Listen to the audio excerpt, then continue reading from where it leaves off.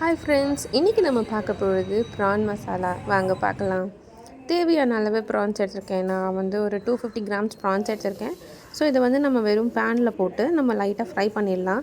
So இதுலேருந்தே கொஞ்சம் லைட்டாக தண்ணி வர ஆரம்பிக்கும். ஸோ அந்த டைமில் நம்ம ஒரு தேவையான அளவு சால்ட், அப்புறம் ஒரு 1/2 ஸ்பூன் சில்லி பவுடர் போட்டு நம்ம நல்லா ஃப்ரை பண்ணிடலாம்.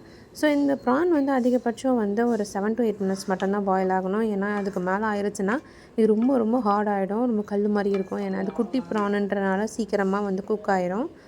ஸோ இது நல்லா குக் ஆனதுக்கப்புறமா இதை நம்ம தனியாக எடுத்து வச்சிடலாம். எடுத்து வச்சுட்டு ஒரு பேனில் கொஞ்சமாக எண்ணெய், ஒரு 1/2 ஸ்பூன் கடுகு, ஒரு 2 பெரிய வெங்காயம் ப்ளஸ் கொஞ்சமாக கருவேப்பிலை போட்டு நல்லா ஃப்ரை பண்ணிடலாம். ஸோ இது ஃப்ரை பண்ணுறதுல தான் மெயினான விஷயம் இருக்குது. ஸோ நம்ம எப்படின்னா நல்லா வெந்துடணும். ஒரு மாதிரி நல்லா கோல்டன் ப்ரௌன் வர அளவுக்கு இது நல்லா நம்ம ஃப்ரை பண்ணிடணும். ஸோ அந்த டைமில் நம்மளுக்கு கொஞ்சம் தேவையான அளவு சால்ட், அதுக்கப்புறமா ஒரு 1/2 ஸ்பூன் சில்லி பவுடர். எதனாலனா நம்ம அதில் ஆல்ரெடி நம்ம சில்லி பவுடர் போட்டிருக்கோம், அதில் கொஞ்சம் கம்மியாக போட்டாலும் பிரச்சனை இல்லை.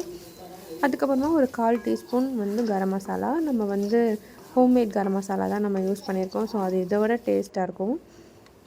அதுக்கப்புறமா நம்ம ஆல்ரெடி ஃப்ரை பண்ணி வச்சுருக்க இந்த ப்ரான்ஸ் ரெண்டுத்தையும் நல்லா மிக்ஸ் பண்ணிடணும். ஸோ நம்ம போட்டிருக்க அந்த கரம் மசாலா, அந்த சில்லி பவுடர்லாம் இந்த ப்ரானோட ஓட்டுற அளவுக்கு கொஞ்சம் ஒரு 5 மினிட்ஸ் நம்ம நல்லா மிக்ஸ் பண்ணி விட்டுட்டு தேவையான அளவு கொரியாண்டர் லீவ்ஸ் போட்டுட்டு நம்ம இதை சர்வ் பண்ணிட்டோன்னா சூப்பர் அண்ட் டெலிஷியஸான fried prawn masala ready. So இது நம்ம சிம்பிள் அண்டு ரொம்ப வீட்டில் இருக்கிற இன்க்ரீடியன்ஸ் வச்சு தான் பண்ணியிருக்கோம். ஸோ நீங்கள் எல்லோரும் ட்ரை பண்ணி பார்த்துட்டு எப்படி இருக்குதுன்னு எனக்கு கமெண்ட் பண்ணுங்கள், சப்ஸ்கிரைப் பண்ணுங்கள், லைக் பண்ணுங்கள், ஷேர் பண்ணுங்கள்.